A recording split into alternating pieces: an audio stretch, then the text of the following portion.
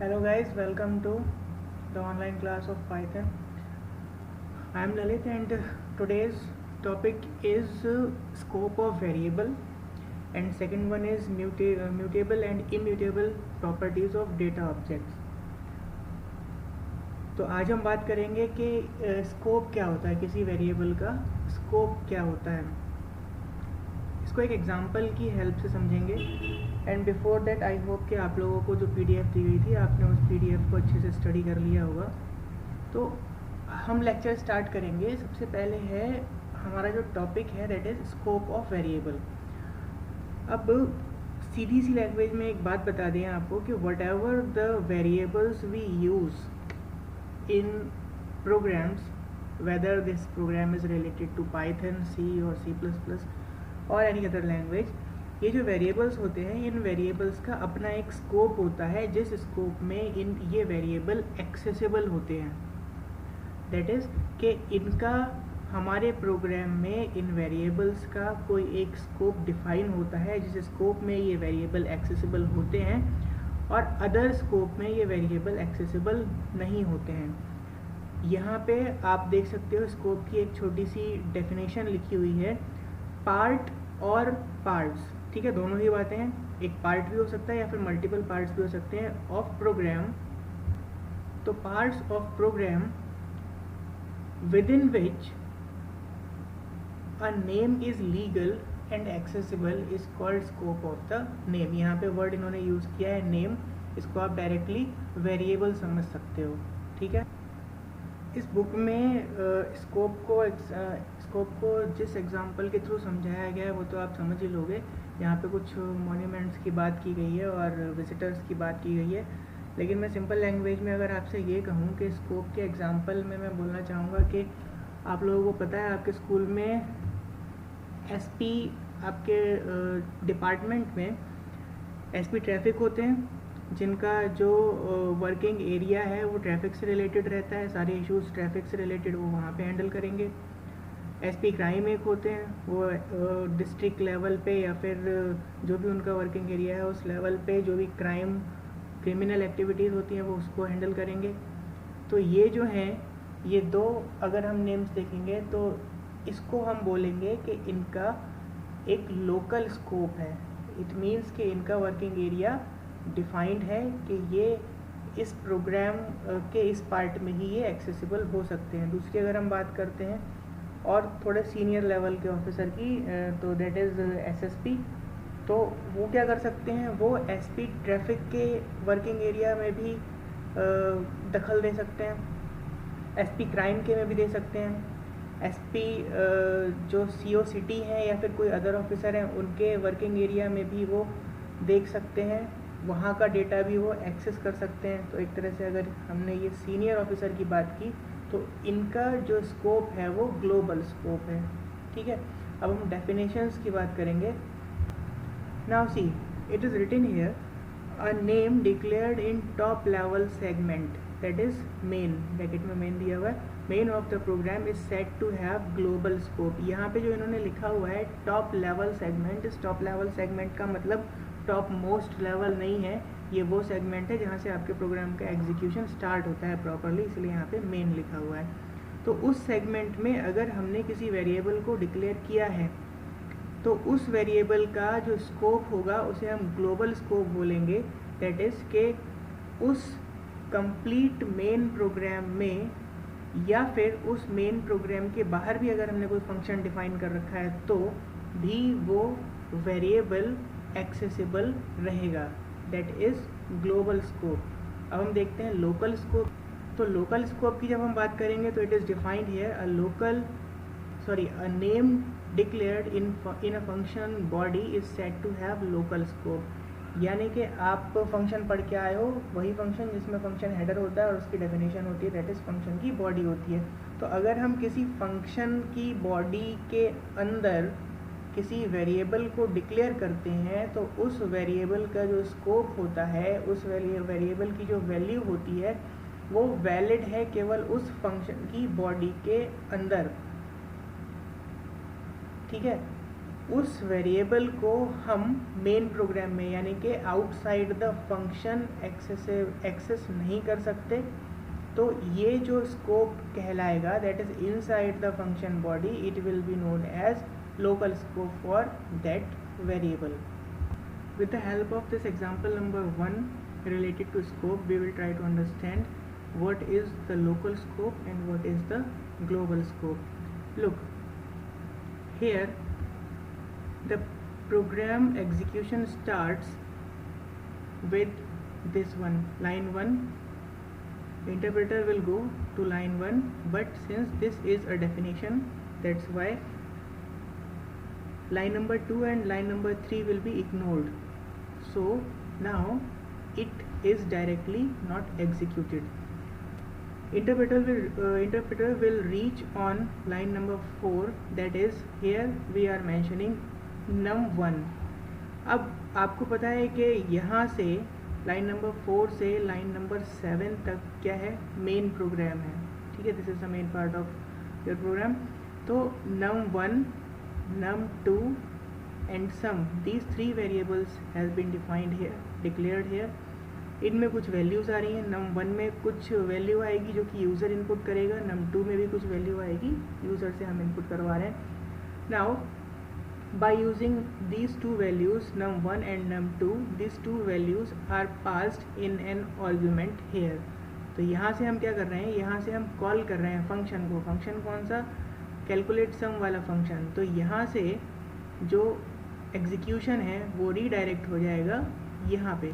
ठीक है, फंक्शन की डेफिनेशन पे. अब डेफिनेशन पे ये जो वैल्यूज़ यहाँ से दो वैल्यूज़ पास होंगी num1 और num2 की, वो x और y में स्टोर हो जाएंगी और इस तरह से यहाँ पे कैलकुलेशन आएगा जो कि z में रिटर्न हो जाएगा.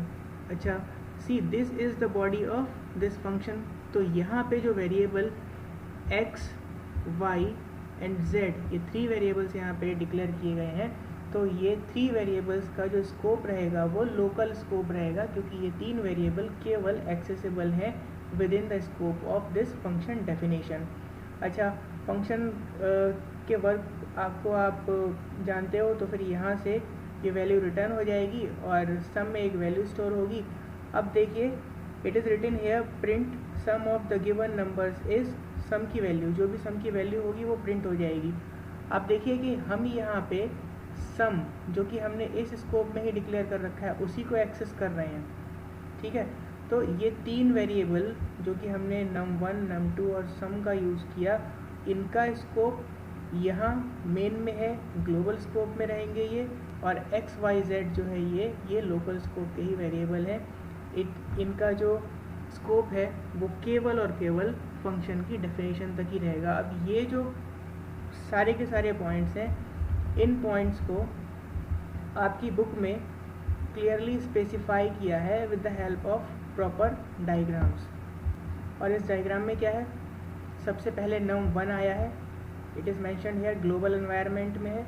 ठीक है, अच्छा, उसके बाद मेन प्रोग्राम में ही num1 के साथ में num2 में एक वैल्यू हमने स्टोर की है, दैट इज़ 7, ये भी ग्लोबल एनवायरनमेंट में प्रॉपर शो कर रहे हैं. इसके बाद देखिए, num1 और num2 के बाद लाइन नंबर 4, पॉइंट नंबर 4 में अब क्या कर रहे हैं हम, यहाँ से कॉल किया गया फंक्शन को कॉल किया गया. तो ये जो रिस्पेक्टिवली जो वैल्यूज़ हैं num1 और num2 की, वो किस में जा रही हैं, x और y में. ठीक, तो इस तरह से यहाँ पे ग्लोबल एनवायरनमेंट में num1 और num2 की वैल्यू यही रहेगी एज इट इज़, और लोकल एनवायरनमेंट कौन सा, ये फंक्शन का है. तो फंक्शन में ये x, y और z की थ्री वैल्यूज़ वहाँ पे कैलकुलेट करेगा. अब ग्लोबल एनवायरनमेंट में आप देख रहे हो क्या चेंजेस आ रहे हैं. यहाँ पे ये सम की एक वैल्यू आ गई है. सम की वैल्यू कहाँ से आ गई है, क्योंकि फंक्शन ने रिटर्न की है.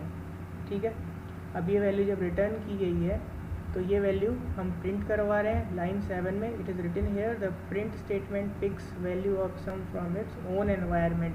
ये अपने ही एनवायरनमेंट से ले रहा है, ग्लोबल एनवायरनमेंट से, वहाँ लोकल एनवायरनमेंट से एक्सेस नहीं कर रहा है, क्योंकि लोकल एनवायरनमेंट में जो ये वेरिएबल्स हैं एक्स वाई और z, इनका जो स्कोप है वो केवल वहीं तक है, लिमिटेड, फंक्शन की डेफिनेशन में ही. लाइन नंबर 8 में लिखा है program over, global environment is also removed with the end of the program. जब प्रोग्राम एंड होगा तो फिर ग्लोबल एनवायरनमेंट में जो भी वेरिएबल्स हैं और लोकल में जो भी वेरिएबल्स हैं उनका सभी वो सारे के सारे अपने अपने एनवायरनमेंट से रिकॉल कर लिए जाएंगे, रिमूव कर दिए जाएंगे। क्लियर? तो इस तरह से मेमोरी जो है फ्री अप हो जाएगी। Now see this is an important point, variables defined outside all functions are global variable. देखो मेन में अगर आप कोई वेरिएबल डिक्लेयर करते हो तो उसका स्कोप ग्लोबल रहता है, लेकिन अगर आप मेन में करोगे और अगर मेन में नहीं भी करते हो तो यहाँ पे ये वाला जो स्पेस है ये मेन वाला स्पेस है, मेन प्रोग्राम है आपका, और यहाँ आप जो देख रहे हो x इज इक्वल टू 5 एक वैल्यू असाइन की गई है, it is written over here value x defined above all functions, it is also a global variable along with y and z। तो ये वाला y और z इसके साथ में ये जो x है इसे भी ग्लोबल वेरिएबल माना जाएगा। क्यों? क्योंकि it is defined above all the functions. तो ये वाला फंक्शन है, इसके ऊपर इसको डिफाइन किया गया है, hence it is also known as global variable. तो इसको हम ऑन द टॉप मोस्ट हमारे जो भी फंक्शंस यूज़ हो रहे हैं उनकी डेफिनेशन से पहले अगर हम किसी वेरिएबल को डिफाइन करते हैं तो उसका भी स्कोप ग्लोबल स्कोप रहेगा। क्लियर? अब यही ग्लोबल और लोकल वेरिएबल के कॉन्सेप्ट को हम कुछ इस तरह से समझेंगे कि if we have more than one function defined in single program, तो इस तरह का एग्जांपल हमारे पास यहाँ पे है। इस एग्जांपल में आप देख रहे हो कि क्या हो रहा है, there is a function named as DEF, that is CALC, calculate करेगा सम को, और दूसरा है एवरेज, तो ये एवरेज कैलकुलेट करेगा। अब यहाँ पे हमारे पास मेन जो हमारा स्टार्ट होता है वो यहाँ से स्टार्ट होता है, इंटरप्रेटर हमारा सबसे पहले यहाँ पे आएगा, लेकिन सिंस ये डेफिनेशन है तो लाइन नंबर 2 और 3 को इग्नोर कर जाएगा। 4 पे आएगा, अगेन उसको डेफिनेशन मिलेगी तो लाइन नंबर 5 और 6 को इग्नोर करेगा। क्यों? क्योंकि ये लाइन नंबर 5, 6 और 1, 2 एंड 3 ये क्या है, फंक्शन की बॉडी है। तो प्रॉपरली प्रोग्राम का एग्जीक्यूशन स्टार्ट होता है लाइन नंबर 7 से। नम 1 में एक वैल्यू आ रही है, नम 2 में एक वैल्यू आ रही है, नम 3 में एक वैल्यू आ रही है। नम 3 में कौन सी वैल्यू आ रही है? नम 3 में थर्ड नंबर हम इनपुट करवा रहे हैं। Now see we are using print command, it is written here average of these numbers is, सबसे पहले अब हम यहाँ पे कॉल कर रहे हैं एवरेज वाला फंक्शन, और एवरेज वाले फंक्शन में हम ग्लोबल वेरिएबल्स का यूज़ कर रहे हैं, and these global variables are num 1, num 2, num 3। इसमें जो भी वैल्यूज़ यूज़र ने इनपुट की हैं वो सारी की सारी अब कहाँ पे रीडायरेक्ट हो रही हैं, वो रीडायरेक्ट हो रही हैं हमारे इस वाले एवरेज फंक्शन में। ये फंक्शन एग्जीक्यूट होगा। अब आप देख रहे हो कि यहाँ पे कुछ लोकल वेरिएबल्स हैं, दीज आर XYZ, तो XYZ की हेल्प से ये फंक्शन एग्जीक्यूट होगा। इसके लोकल वेरिएबल्स का स्कोप यहाँ तक है, रिटर्न स्टेटमेंट तक। अब जैसे ही SM is equal to calculate sum वाला फंक्शन आता है, तो अब ये कैलकुलेट सम वाला फंक्शन जो भी XYZ की वैल्यूज़ होंगी उनको शेयर कर देगा ऊपर कैलकुलेट सम वाले फंक्शन से। तो कैलकुलेट सम वाला जो फंक्शन है वो S एक वेरिएबल जो कि उसका लोकल वेरिएबल है, कैलकुलेट सम फंक्शन का जो लोकल वेरिएबल है उसमें कुछ वैल्यूज़ कैलकुलेट करके देगा ABC की, रिटर्न कर रहा है S। अब ये रिटर्न S कहाँ पे आएगा? ये रिटर्न S आएगा यहाँ पे, ठीक है। और ये वैल्यू जो है S की, S वेरिएबल की, वो SM सम में इनपुट हो जाएगी। क्या कर रहे हैं अब यहाँ पे? Return SM divide by 3। Since average निकाल रहे हैं इसलिए डिवाइड बाई 3 कर रहे हैं। अब यहाँ से जो कुछ भी वैल्यू ये रिटर्न करेगा वो किसको रिटर्न करेगा? अपने कॉलर को रिटर्न करेगा। और कॉलर कहाँ पे है इसका? कॉलर है यहाँ पे, दैट इज़ एवरेज। तो एवरेज को ये रिटर्न कर देगा और जो भी वैल्यू होगी वो क्लियरली प्रिंट करेगा, ये प्रिंट स्टेटमेंट। अब ये जो आपको अभी एक्सप्लेन किया है, same things are explained here with the help of global and local environment का एक प्रॉपर व्यू बना के। तो इस व्यू को आप देख सकते हो। ग्लोबल एनवायरनमेंट में num1 में 3 आया है यहाँ पे, उसके बाद 3, 7, 5 ये 3 वैल्यूज़ ग्लोबल एनवायरनमेंट में स्टोर हुई हैं।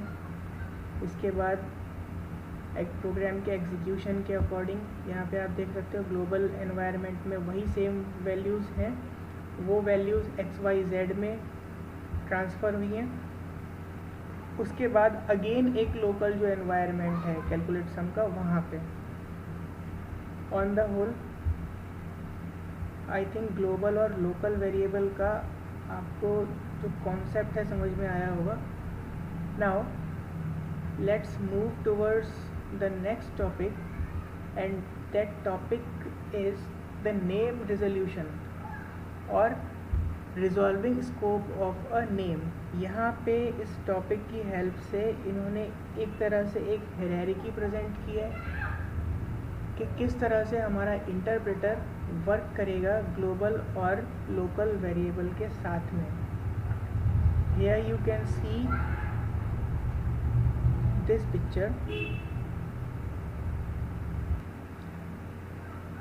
Now assume that in a program, if a programmer has used same variable name, यानी कि वेरिएबल का जो नेम है, जैसे कि हम num1 यूज़ कर रहे हैं, XYZ ABC यूज़ कर रहे हैं, ये अलग अलग स्कोप में अभी तो हमने देखा कि हमने अलग अलग वेरिएबल्स को यूज़ किया था। फॉर एग्जांपल इस ऊपर वाले प्रोग्राम में देख लेते हैं। Here in this definition we have used ABC। हमें अंडरस्टूड है कि ये ABC है और इनका स्कोप ये रहेगा क्योंकि हमने यहाँ पे ABC लिया है और यहाँ सेकंड फंक्शन में हमने XYZ लिया है, तो हमें इजीली समझ में आ रहा है कि XYZ are related to definition of average. And हमें ये भी समझ में आ रहा है कि num1, num2, num3 ये रिलेट कर रहे हैं हमारे मेन फंक्शन से। ठीक है, तो ग्लोबल वेरिएबल हमें समझ में आ रहा है कि ये सारे के सारे हैं और लोकल XYZ है और दूसरे स्कोप में लोकल ABC हैं।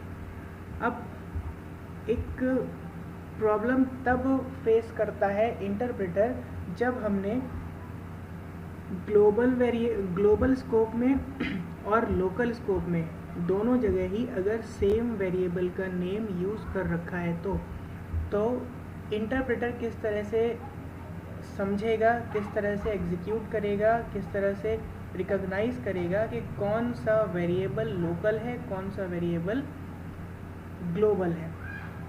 तो इस कॉन्सेप्ट के लिए इस प्रॉब्लम को रिजॉल्व करने के लिए वी हैव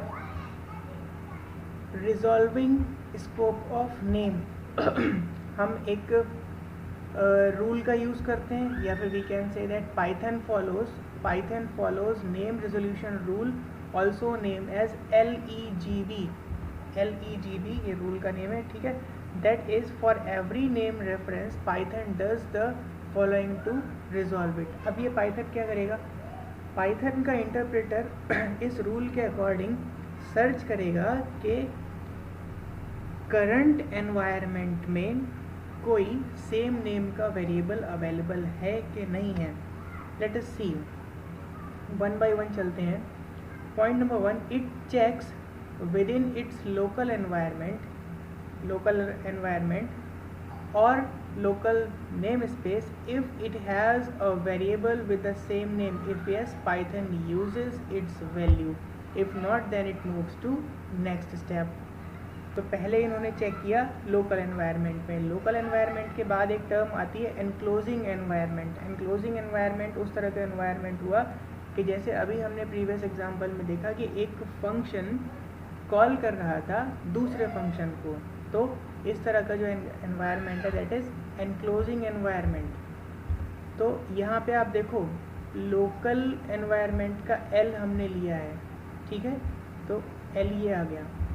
अब एनक्लोजिंग एनवायरनमेंट का E, तो हम इस E को यहाँ पे प्लेस कर रहे हैं।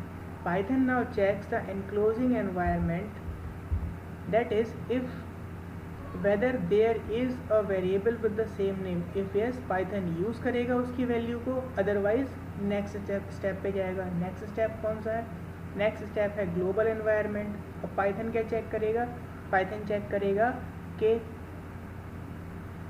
Weather there is a variable with the same name again उस एनवायरनमेंट में। अब किस में आ गए हम, ग्लोबल एनवायरनमेंट में। अगर वहाँ पे है तो उसकी वैल्यू को यूज़ करेगा, अदरवाइज नेक्स्ट स्टेप पे जाएगा। और नेक्स्ट स्टेप हमारी कौन सी है, built in environment. Built in environment क्या होता है, built in environment is related to all built in variables और ऑल बिल्ड इन फंक्शंस, ठीक है। और अगर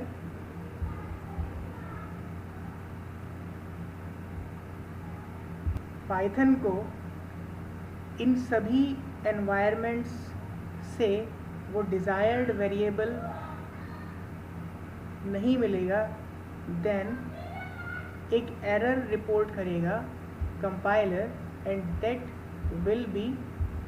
the error will be that particular name और particular variable is not defined, ठीक है। अब इसका इन्होंने जो ग्राफिकल इंटरफेस एक बनाया हुआ है वो आप देख लीजिएगा, एंड दैट इज़, तो प्रायोरिटी पे रहेगा local name space, after that enclosing name space, after that global name space आता है, उसके बाद बिल्ड इन नेम स्पेस। तो इस तरह से पाइथन सर्च करेगा कि यूज़र ने अगर कहीं पे कोई किसी वैल्यू को एक्सेस कर रहा है तो वो वैल्यू उसको लोकल एनवायरनमेंट से प्रोवाइड की जाएगी या फिर ग्लोबल से या फिर what ever the other environments. Now let's discuss some cases on the basis of scope rules. Case number 1 is variable in global scope but not in local scope. Here we will try to understand what happens if there is a variable in global scope, कि global scope में कोई variable है, वहाँ पे उसको define किया गया है, लेकिन लोकल स्कोप में उसको डिफाइन नहीं किया गया है। इन सच केस क्या होता है, look here in these lines, calculate sum एक फंक्शन का हेडर है यहाँ पे, ये उसकी कंप्लीट बॉडी है, बॉडी में s = x + y लिखा हुआ है।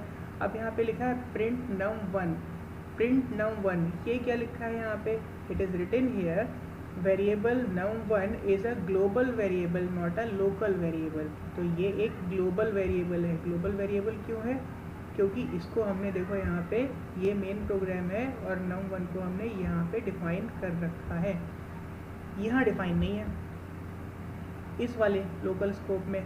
अब देखते हैं इन सच केस क्या होता है। ओके, सी प्रोग्राम का एग्जीक्यूशन जो है वो स्टार्ट होगा हमारा यहाँ से, num1 में कोई वैल्यू स्टोर होगी, num2 में कोई वैल्यू स्टोर होगी, और उसके बाद प्रिंट वाला स्टेटमेंट एग्जीक्यूट होगा। प्रिंट स्टेटमेंट में सबसे पहले तो सम इज़ ये प्रिंट होना चाहिए, लेकिन इसके आगे क्या लिखा हुआ है, इसके आगे हमने फंक्शन को कॉल कर लिया है। तो अभी इसको प्रिंट करने से पहले ज़रा रुक जाते हैं। तो सबसे पहले अब इस लाइन पे हमारा जो इंटरप्रेटर आएगा वो अब यहाँ से कहाँ रिडायरेक्ट हो जाएगा, इस वाले फंक्शन की डेफिनेशन पे। इस फंक्शन की डेफिनेशन पे चलते हैं। तो num1 और num2 की 2 वैल्यूज़ हैं। देखो यहाँ पे इन्होंने मेंशन किया है, num1 में इन्होंने 3 सेंड किया है, num2 में 7 को स्टोर कर लिया है, ठीक है। तो num1 हमें यहाँ पे मिलता है, it is written here num1 is found here. तो यहाँ पे आ गया 3 और यहाँ पे आ गया num2 में 7। अब क्या हो रहा है, ये जो num1 और num2 की वैल्यूज़ हैं ये हमारे इस प्लेस पे x और y की प्लेस पे x और y में पास हुई। अब यहाँ से हमें सम की वैल्यू मिलेगी, तो सम की वैल्यू 3 + 7 कितनी हो जाएगी, 10। तो यहाँ पे देख लेते हैं, ये लोकल एनवायरनमेंट समझ में आ गया होगा आपको, सॉरी ये ग्लोबल एनवायरनमेंट समझ में आ गया होगा आपको। अब ग्लोबल एनवायरनमेंट की बात करते हैं। x की जगह पे 3 पास हुआ, ओके, y की जगह पे 7 पास हुआ, ओके, सम में आ गया 10, ठीक है, फाइन। सम में s की जो वैल्यू है वो 10 आ गई। अब क्या लिखा है, अब एक स्टेटमेंट लिखा है, स्टेटमेंट में लिखा हुआ है प्रिंट num1। अब प्रिंट num1 को प्रिंट करने की कमांड है, लेकिन क्या num1 इस लोकल स्कोप में डिफाइंड है, नहीं। तो सबसे पहले कंपाइलर सर्च करेगा कि ये लोकल स्कोप में डिफाइन किया हुआ है कि नहीं है, लेकिन नहीं है। अब जब लोकल में नहीं है तो फिर वो जाएगा ग्लोबल में, और ग्लोबल में हमें यहाँ पे मिलेगा num1 की एक वैल्यू मिलेगी, ठीक है। तो num1 में वैल्यू क्या थी 3, तो सबसे पहले अब प्रिंट हो जाएगा यहाँ पे num1 की वैल्यू दैट इज़ 3। अब क्या हो रहा है, रिटर्न एस। अब ये जो एस रिटर्न हो रहा है ये रिटर्न कहाँ पे हो जाएगा, यहाँ पे हो जाएगा अपने कॉलर में, ठीक है। तो और ये वैल्यू है 10, तो अब क्या प्रिंट होगा, सम इज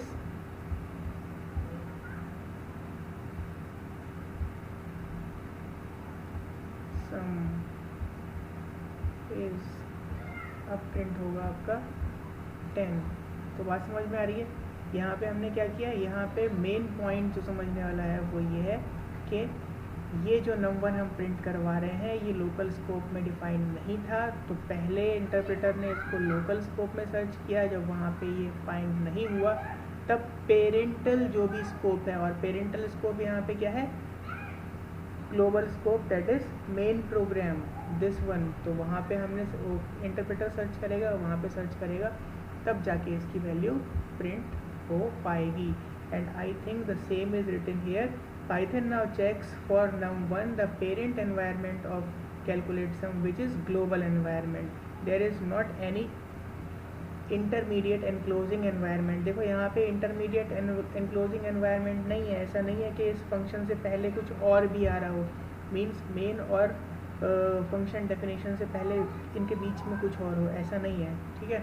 इस अगर कुछ होता बीच में, कोई अदर फंक्शन होता, कोई दूसरा सेगमेंट होता, तो वहाँ से सर्च करता। तो Python finds num1 here, so it picks its value and prints it. I think it is clear। अब next topic पे चलते हैं, that is case number 2, variable neither in local scope nor in global scope। तो इस case में क्या हो सकता है आपको बताया था। इसमें देखो क्या होता है, एक डेफिनेशन हमने ली है ग्रीट की, और ग्रीट में हमने लिखा हुआ है प्रिंट हेलो नेम, ठीक है, और हेलो से आगे कॉमा लगा के हमने लिखा हुआ है नेम। नेम क्या है, नेम इज़ अ वेरिएबल, और ये जो वेरिएबल है आप देख रहे हो ना तो इस लोकल स्कोप में डिफाइंड है, ना ही कहीं और पे डिफाइंड है। इस पूरे छोटे से प्रोग्राम में कहीं पे भी नेम वेरिएबल जो है वो डिफाइंड नहीं है। इन सच केस क्या होगा, कुछ नहीं होगा भाई, सीधे सीधे एक एरर आएगी, ठीक है। It is written over here, this would return error as name is neither in local environment nor in global environment। clear। अब हमारे पास केस 3 है, और इस केस 3 में they are mentioning that some variable name same variable name in local scope as well as global scope। भाई अब तो confusion ही confusion है। listen, they are saying same variable name in local scope as well as in global scope। that is क्या करने जा रहे हैं, ये करने ये जा रहे हैं कि कोई प्रोग्राम बनाएंगे हम, उस प्रोग्राम में लोकल स्कोप जो होगा उसमें एक वेरिएबल होगा, और उसी के नेम से एक दूसरा वेरिएबल भी होगा जो कि ग्लोबल स्कोप में होगा। हम सीधे कोडिंग में चलते हैं और कोडिंग में देखेंगे, बाकी यहाँ पे जो लिखा हुआ है ये तो आप डिस्क्रिप्शन बॉक्स में जो PDF है वहाँ से भी रीड कर लेंगे, ठीक है। तो let's move.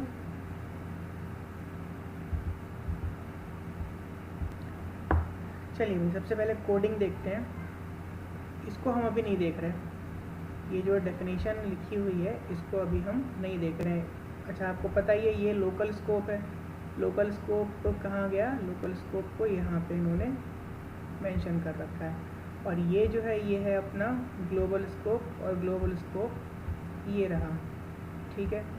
Now see global scope पे चलते हैं। टाइगर्स के नाम से एक वेरिएबल है, इस वेरिएबल में वैल्यू साइन हो रही है 95, प्रिंट टाइगर्स। अब हम सीधे प्रिंट करते जा रहे हैं प्रिंट टाइगर्स, तो ये जो वैल्यू 95 थी, ये 95 वाली वैल्यू यहाँ पे प्रिंट हो गई।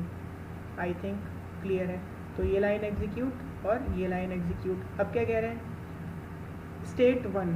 स्टेट 1 क्या है, ये तो एक फंक्शन है। अब जैसे ही हमने स्टेट 1 कहा तो अब इंटरप्रेटर गया यहाँ पे स्टेट 1 में। अब वहाँ पे लिखा हुआ है, वहाँ पे भी टाइगर्स लिखा हुआ है और टाइगर्स को वैल्यू असाइन कर रहे हैं ये 15। तो for your very kind information आपको बता दें कि ये जो टाइगर्स, ये वाला जो वेरिएबल है, इस वेरिएबल का इस ग्लोबल वाले वेरिएबल से कोई लेना देना नहीं है। ये एक लोकल वेरिएबल है, इसका मेमोरी पे जो रेफरेंस होगा वो अलग होगा और ये जो रेफरेंस होल्ड करेगा ग्लोबल वाला वो अलग करेगा। इनके केवल नेम सेम है, अदरवाइज़ ये सेम वेरिएबल बिल्कुल भी नहीं कहलाए जाएंगे। तो अब ये जो एक लोकल वेरिएबल है, इसमें क्या हो रहा है, एक वैल्यू असाइन हो रही है 15 और उसके बाद ये मेंशन कर रहे हैं प्रिंट टाइगर्स। तो अब यहाँ से क्या होगा, यहाँ से जो वैल्यू ये प्रिंट करेगा वो वैल्यू प्रिंट करेगा 15। क्यों करेगा, वो इसलिए करेगा क्योंकि यहाँ पे वैल्यू असाइन की जा रही है। अब वो 15, ये जो मैंने 15 लिखा, अब ये 15 कहाँ रिडायरेक्ट होगा, अपने कॉलर को, कॉलर यहाँ पे आ गया, ठीक है।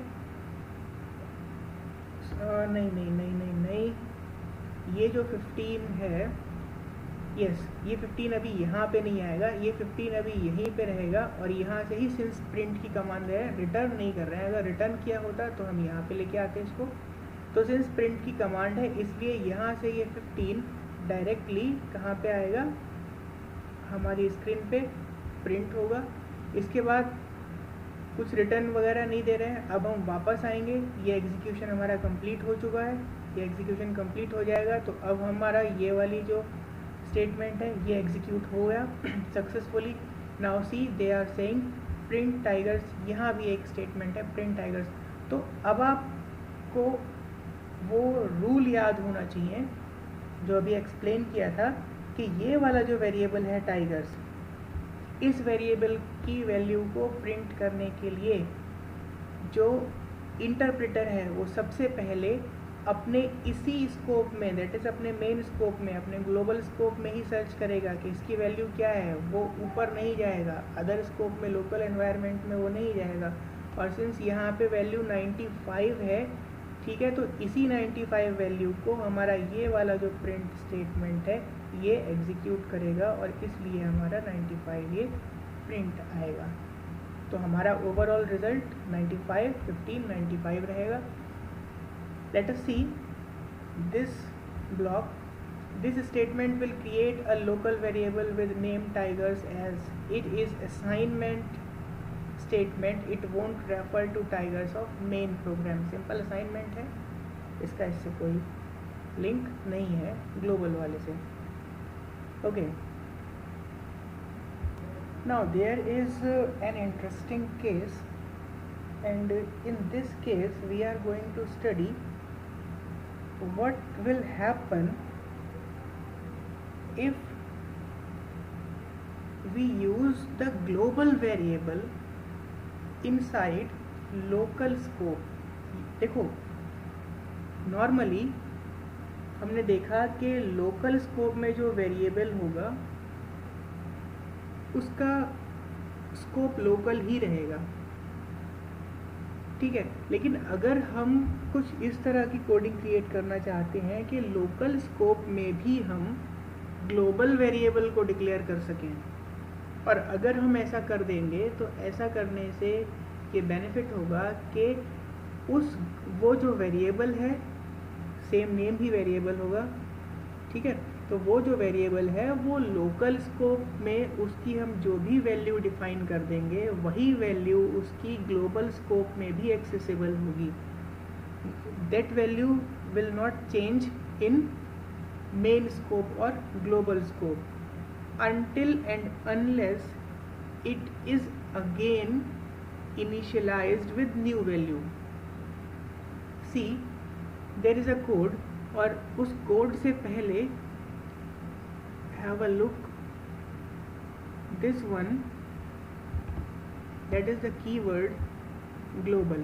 तो हमें क्या करना है, अगर हम इस तरह से कुछ कोड करना चाहते हैं तो हमें उस वेरिएबल को डिफाइन करना होगा एज अ ग्लोबल वेरिएबल। तो उसके लिए हम ग्लोबल कीवर्ड का यूज़ करते हैं। अच्छा, now look at the code. in main program, the first line of main program says tigers is equal to 95, and then they are saying print tiger. So in that case I will simply print 9 and 5. Okay, so this line has been executed, this line has been executed. Now this tiger is a global variable by default because it is defined in the main program or main scope, or you can say that in the global environment. Now see, they are saying state. Now let's execute this line, state 1. So when they say state 1, we are going to here we are finding that global space tigers. ये क्या कर रहा है, ये tigers के नाम से, ये टाइगर्स वाला जो वेरिएबल है उसको ग्लोबल डिक्लेयर कर रहा है. ठीक है, this is an, see here, this is an indication not to create local variable with the name tiger. ये इंडिकेशन है कि लोकल वेरिएबल क्रिएट नहीं कर रहे हैं हम, rather use global variable tiger. बल्कि वही ग्लोबल वेरिएबल यूज कीजिए. कौन सा, ये वाला ग्लोबल वेरिएबल यूज कर रहे हैं हम. ठीक है, और सेम नेम से. अब हम क्या कर रहे हैं, now this code says tiger is equal to 15. Now this is a simple assignment operator which is assigning value 15 to tigers, and now it is saying print tigers. So according to these two codes I will print 1 5. Okay, so this has been executed successfully. Now so in this case this line has been executed successfully. Now they are saying print tigers again, but this time when the code says print tigers, I will not accept this value. No, this time I will not accept this value. Why? Because here tiger is used as a global variable. We have indicated here, read this statement again, and in this way, since tiger is a single same this variable and it has been assigned a new value that is 15, so just because this global statement, this statement will also print 15. Okay, let's see on the next page. I hope result is the same.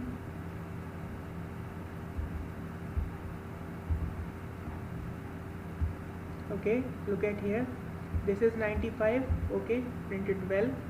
Now 15 and 15, first वाला जो 15 है वो क्या कहता है, result of print statement inside state 1. ये print वाला जो स्टेटमेंट है जो कि लोकल स्कोप में था उसके थ्रू प्रिंट हुआ है, और ये 15 क्यों प्रिंट हुआ है, result of print statement inside the main programme.